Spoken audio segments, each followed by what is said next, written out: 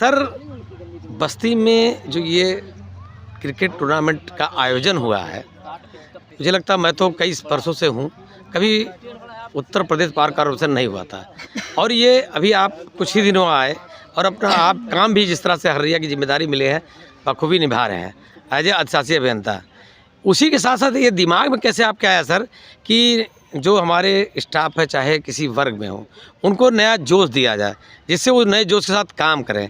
उसको सोच करके आपने कोई और ना खेल चुन करके क्रिकेट का चयन किया, तो ये कहाँ सोच आई है और भविष्य क्या प्लान रहेगा सर? देखिए, सोच तो ये भाई, मैं जब पहली बार प्रमोट होके एक्सियन दक्षिणांचल गया, शिकोहाबाद मेरी डिवीज़न में पोस्टिंग हुई एक्सियन, तो वहाँ के 2-3 नौजवान बाबू थे, तो उन्होंने बताया सर 26 तारीख को एक क्रिकेट टूर्नामेंट करते हैं।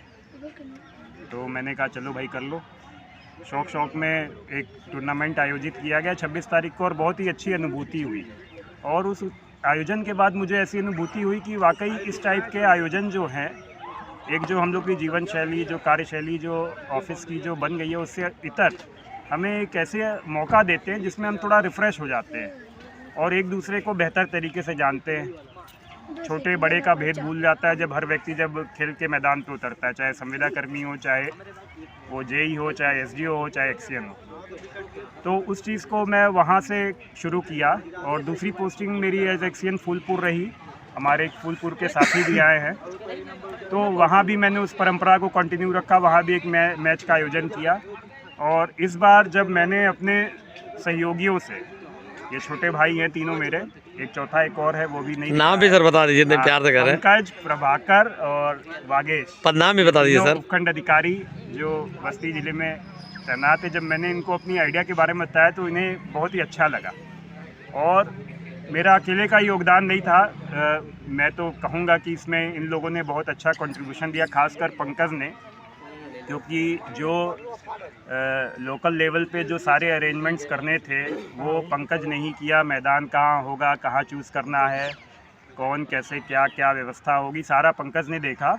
और जब इस तरीके की ऊर्जावान साथियों का जब साथ मिलता है तो आदमी वैसे ही ऊर्जावान हो जाता है। तो बेसिकली आइडिया तो मुझे भी किसी दूसरे से मिला, लेकिन उस परंपरा को मैं बनाना चाहता था और इसलिए इतने भव्य आयोजन हो पाया।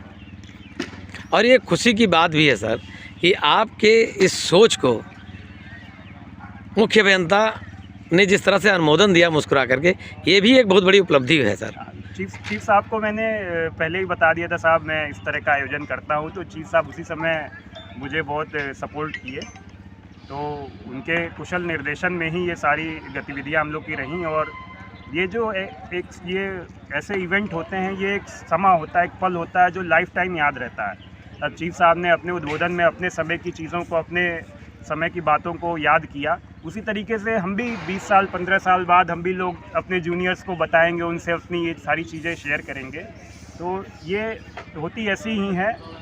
चीफ साहब हम लोग के सबसे अनुभवी अधिकारी हैं, सबसे वरिष्ठ अधिकारी हैं, तो उनके मार्गदर्शन में ही और उनके कुशल निर्देशन में ही हम लोग को काम करना है। तो ये चीज़ बहुत अच्छा लगा हम लोग के लिए, जिस तरीके से उनका सपोर्ट हम लोग को मिला। क्या शुभ नाम पड़ता है सर आपका? अजय मौर्य, अधिशासी अभियंता हरिया। अभी आप बीएमपी न्यूज़ चैनल के माध्यम से देख रहे थे, जिस जोश के साथ, जिस मुस्कुराहट के साथ, हार जीत की भावना को हटा करके प्रेम की भावना, छोटे भाई बड़े भाई का रिश्ता निभाते हुए आपने जिस तरह से कहा, और ये उम्मीद की जाती है आपके विचार को और आपकी सोच को मुख्य अभियंता इंजीनियर एस के सरोज साहब ने अनुमोदन भी कर दिया है कि भविष्य में आप लोग इस तरह से काम करते रहें।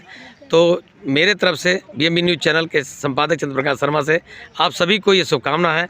ऐसे ही आप लोग यंग बने रहें और हमारे बस्ती वासियों को अच्छी बिजली की सुविधा के साथ साथ अच्छी खेल की भावना भी का सहयोग बनाते रहें। बहुत बहुत धन्यवाद। शुक्रिया।